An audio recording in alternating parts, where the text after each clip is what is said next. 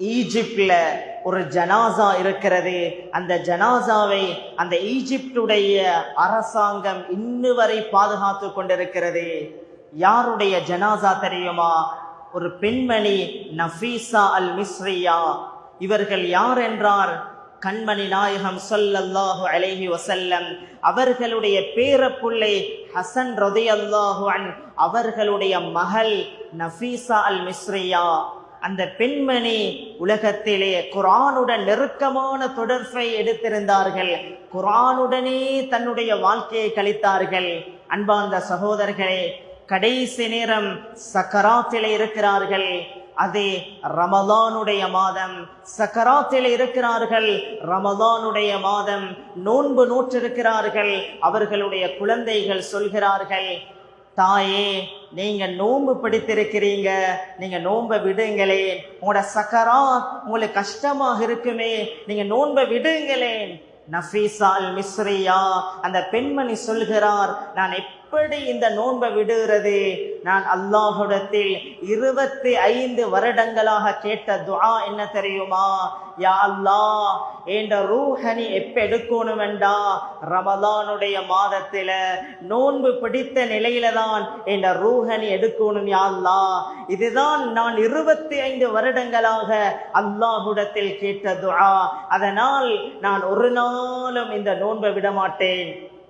அன்பார்ந்த சகோதரர்களே, சக்கராத்திலே வருத்தத்திலே இருக்கிறார்கள். அந்த நேரத்தில் சொல்கிறார்கள், நீங்க கொஞ்சம் அங்கலாகுங்க, நான் குர்ஆன் ஓத போகிறேன். அன்பானவர்களே, குர்ஆனை மனனம் செய்த பெண்மணி சூரா ஃபாத்திஹாவை ஓதி முடிக்கிறாள். இன்னும் ரூஹ் பிரியல்ல. சூரா அலிஃப் லாம் மீம் முழுமையாக ஓதி முடிக்கிறார். இன்னும் ரூஹ் பிரியல்ல. சூரா ஆல இம்ரான் ஓதி முடிக்கிறார். இன்னும் ரூஹ் பிரியல்ல.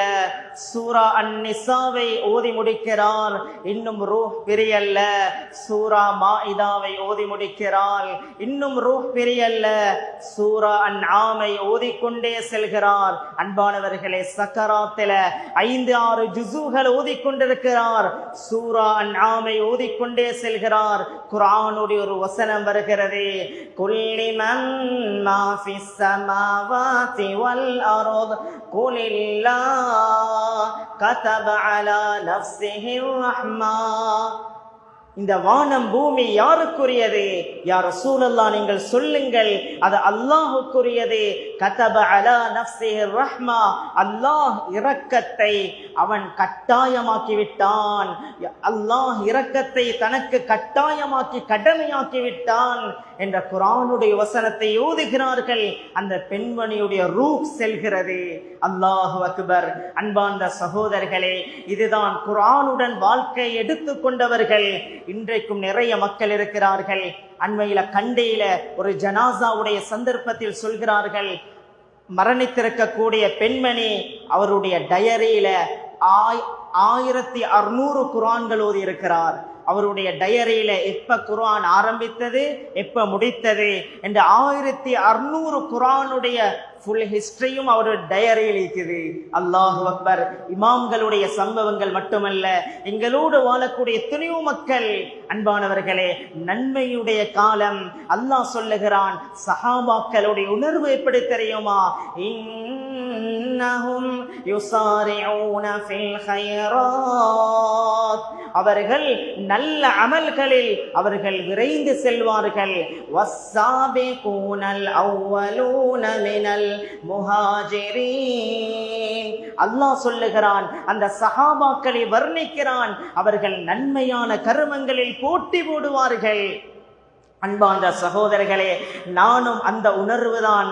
இந்த ரமலான் எனக்கு அமல்களுடைய போட்டியுடைய மாதம்.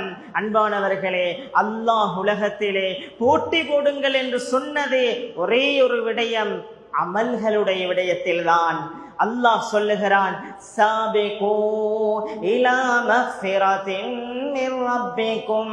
அல்லாஹ் சொல்லுகிறான், உங்களோட ரப்புடைய பாவ மன்னிப்பு, உங்களோட அல்லாஹ்வுடைய மன்னிப்பின் பக்கம் அடியார்களே நீங்கள் போட்டி போடுங்கள்.